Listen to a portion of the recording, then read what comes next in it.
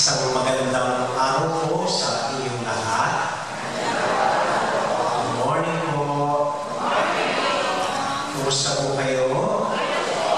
Mabuti rin po. Salamat po. Napakaganda po ng kapistahan natin ngayon, the Feast of the Holy Family. Tamang-tama, nagkakaipon-ipon, may Pasko, may bagong taon, ang lahat ng pamilya, may reunion, and we get to be with our families. Kaya tamang-tama po itong feast day natin yan, Feast of the Holy Family. However, the gospel, parang hindi po masaya. From Luke chapter 2, verses 41 to 52, this is about Mary and Joseph losing Jesus. Nawala si Jesus sa nila, and for 3 days, it might have been the most traumatic. Ano ba ito? May nakita natin ito, nawala yung anak nila sa mall, ay takot, a real trauma for them. For 3 days, they were looking for Jesus before they found Him again. Now, hindi naman po lahat tayo dito ay nawalan na ng anak. So, paano po natin i-apply ang gospel na ito sa buhay natin? Ano po ang mabuting balita ang iniaalay sa atin ng karanasan ito ng Birhen at ni San Jose nung nawala nila ang kanilang anak, si Jesus? What good news does it remind us? Does it offer us? Sabi ko nga po, malamang marami sa atin dito, hindi pa naranasan ng mawala ng anak.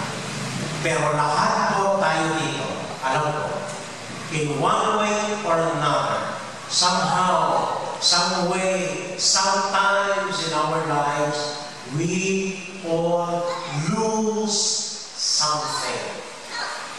Lahat po tayo nawawalan ng iba't ibang bagay o mga tao sa buhay natin. We all lose something. Somehow, some way, sometimes sa buhay natin. Yung nanay ko lang po, minsan nawala niya yung dito, yung kwintas niya. Hanggang ngayon inahanap. 20 years ago na nawala yun. Yung makita ko, sinasabi niya nawala yung kwintas niya. Ako lang po madalas mawala yung susi ko sa kwarto. Hindi ko alam kung saan ko niya hinilagay. Buklay ko kumbento. Para makita ko lang na yung nawawala kong susi. At lahat tayo, naranasan na po natin mawala ng cellphone. May pamangkin ko po, 3 beses ko nila, binigyan ng cellphone, lagi nawawala. Next year, hindi na cellphone bibigay ko sa kanya. Dapat na bibigay ko sa kanya. Para kahit mawala, okay lang. Marami mo kung bakit na nawawala sa buhay natin. May mga taong nawawala ng pananampalataya. Dati-lagi yung sisimba na niniwala sa Diyos, eh ngayon may pumasok sa simbahan, ayaw na. May mga taong, tayo pa lang, naranasan natin, mawala pa kami sa atin dito, nawala na ng tatay, dahil kumano na yung tatay natin. At meron din po dito, nawala ng asawa. Hindi lang dahil sa sumakabilang buhay ang asawa nila. Minsan sinasabi nila, sumakabilang bahay yung asawa nila at nawala, sumama sa iba. Nawawalan din po ng anak, lumalaki na, may kanya-kanya ng pamilya at madalang na umuwi sa atin. Nawawalan ng trabaho. Ito madalas, nawawala ng pasensya. So, paano ba ito rin? Paano makuha mo rin? Paano matagpuan mo rin? Ito mga nawawala ito sa atin. May mga tao nawawala sa sarili. Nawala ang katinuan ng ulit. So, nanawala at nawala ang sarili nila. So, sa maraming karanasan po natin kung saan maraming iba-ibang nawawala sa buhay natin, ano po ang mabuting balita inaaral na malay na at si San Jose sa atin ngayon na minsan naranasan nila mawala ang kanilang anak. Okay? So, tatlo lang po simpleng katotohanan na naniniwala. Una-una, anuman ang nawala, pwedeng makita at matagpuan ulit. Whatever we may have lost, I believe we can find it again. may nakikita ko nagdududa sa inyo na hindi naniniwala na makikita natin ulit. Okay, yung mga nagdududa po, babalikan po kayo mamaya. We'll go to that later.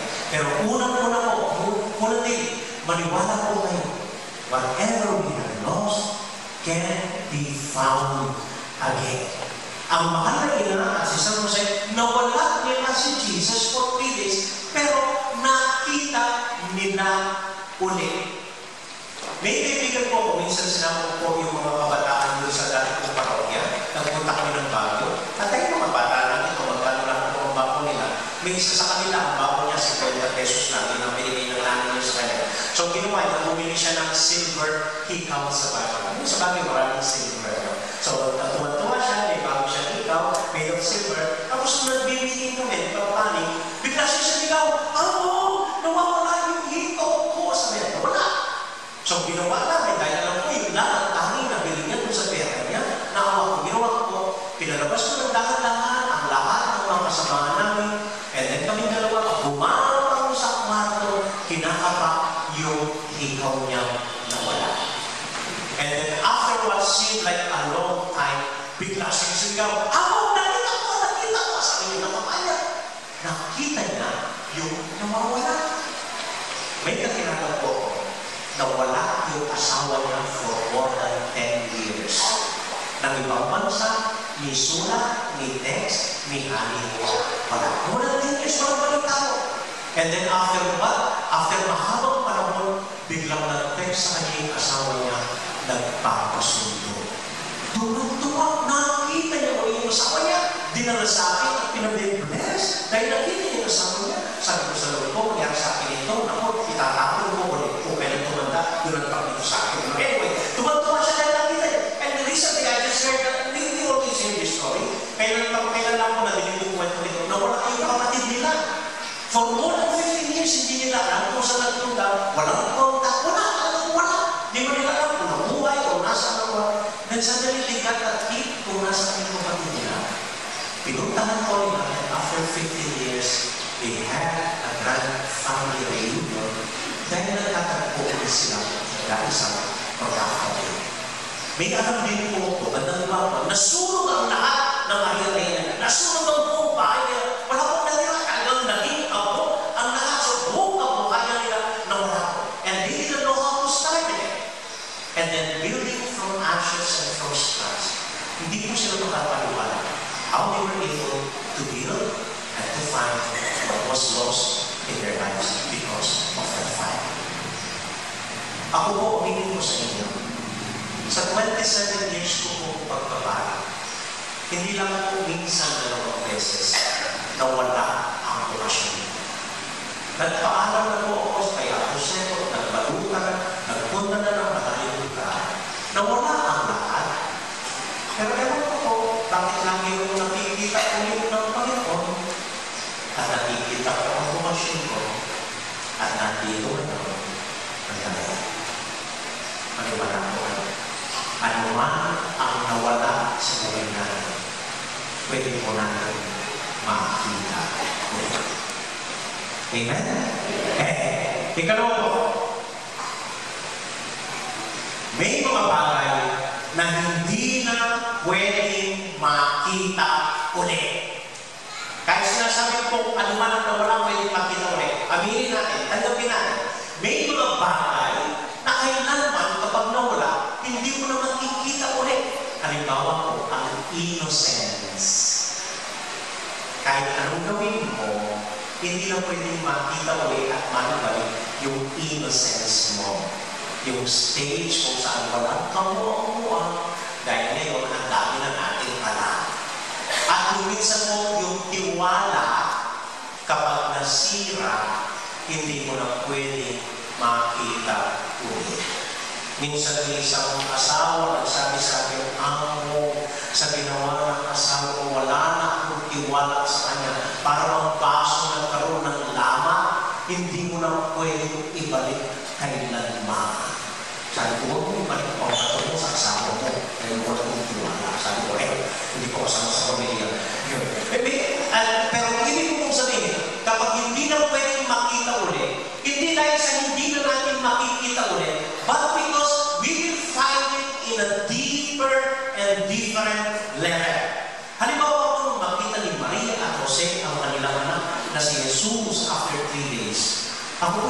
naniniwala. After that losing, nag-iba na ang lahat. Nung inuwi nila ang anak nilang si Jesus, naniniwala po sa damdamin nila, naniniwala sila. For the first time, natin nila, ito nga ay hindi nila tunay na anak, kundi anak ng Diyos. And even Jesus, after that, I'm sure, nagbago na po siya. Umuwi siya, masunurin sa kanyang mga magulang, pero naniniwala po since that day, nag-iisip siya, naniniwala siya sa puso niya, na may mission siya sa mundo ito, na iiwan niya at mawawala siya sa magulang niya pagdating ng panahon. Hindi po hindi na natin makikita ulit, kundi we will begin to see each other in a different level. Halimbawa po, hindi pwede yung mga anak ninyo, sa buong nyo ay parang mga anak ninyo. Hindi po pwede po yung trato nyo sa kanila, yung tingin nyo sa kanila, ay tulad ng mga bata silang maliliit. Mawawala po yun. At hindi niyo pwedeng matagpuan po yun. Dahil lalaki sila, magkakaroon po ng bagong pagkatao sa iyong buhay, at kung minsan magkakaroon ng personality na totally different from your own views and your own personality sometimes. You will never find them again, but you will be relating to them in a different and deeper level. Not as little children anymore, but maybe as friends this time. Mayroon po mag-asawa, nagkaaniwalay, nag-away ng matindi, and then after a while, they found it in their hearts to forgive one another and live together. And since that time on, they never found each other again. Iba na po, naging mas malalim ang respeto at pananaw nila sa isa't isa. They did not find the old relationship, but their relationship now is more mature and in a deeper level. Ako po nawala ang bukasyon ko minsan sa buhay ko. Pero nung pagbalik ko po, nag-iba na yung pananaw mo sa pagpapare. A few months from now, I will be losing my parish. And I know I will be entering into a deeper, another parish on a different level with the Lord and with other Christians. So ano man po ang nawala, maaaring hindi na natin makita ulit dahil makikita natin ito on a different level. Yung kinukwento ko po sa inyong kaninang bata na nawala yung ginaw niya, pero nakita niyo ulit, ito yung part 2. So tumantawa siya, nakita ko ang ginaw ko, sabi niya. Then mamaya naging formal na ako, yung ginaw niya nakapakan. Nakipin na, wala na, di na pwede. Pero di na pwede yung ikaw, ginawa na lang yung kwintas. It's a different thing. I don't know if I ever told you this story. May kakilala po ako sa dating parokya. Dati ko na nakikita nagsisimba. And then after a while, hindi ko na nakita. Minsan nasunuhan ko sa palengke. Sabi ko kanya, Hans, ba't hindi ka na nagsisimba? Then nalaman ko yung kwento. Gumrabi po yung diabetes niya. At kailangan maputol ang kanyang paa. At sabi niya sa akin, when I learned that, ayaw ko nang maniwala sa Diyos. Na wala ka naman naman tayo. Sabi ko, hindi ko matatanggal, maalis yung isang paa. Ano lang yung tsura ko? Ano mangyayari sa pagkatao ko? Sa pagkalalaki ko? Wala rin isang paa. Hindi ko na sabi niya, ayaw ko. But he knew, he has no other choice. Mamamatay siya kung i-alis. Mas galing mangyayari kung i-alis yung isang paa. So finally, his children got him to agree na ma-opera at mapupulong siya. And then after that, paminsan-minsan nakikita ko po siya gumagalaw sa simbahan. Minsan nagsimba siya, alam mo, and kinusta mo. O sabi ko, kumusta ka na? Ito Father, sabi niya, wala na yung isang paa, nakasaklay na. At least mukha kang mayapa na yun. Sabi ko, ano niya? Sabi niya sa akin, sabi niya, I may have lost my leg, but I have found my faith. Nawala po ang isang paa ko. Pero in the process, sabi niya, nakita ko po ulit ang aking pananampalataya. And it was very obvious. Then that night, nabigla ako, biglang lumakot sa likod ng beto. Pagbukas ko yung asawa niya, tawa ng tawa, ngiti ng ngiti, hanggang tayo yung ngiti niya. Sabi ko sa niya, doon ako saya-saya mo, para na pa ayaw asawa. Sabi niya, thank you.